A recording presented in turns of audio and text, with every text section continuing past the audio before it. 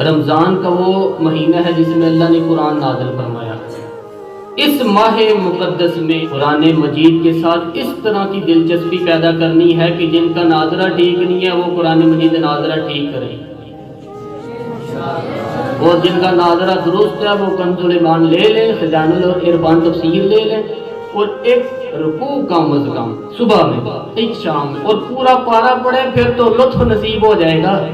थोड़ा सा ना दिलचस्पी पैदा करेंगे रमज़ान मुबारक के हवाले से कुरान मजीद के साथ। बड़ी खुशकी है, बड़े शेर याद है, बड़ी कहानियाँ याद है, बड़ी बातें याद हैं, पर कुरान पाक के साथ हमारी वो दिलचस्पियाँ मौजूद है।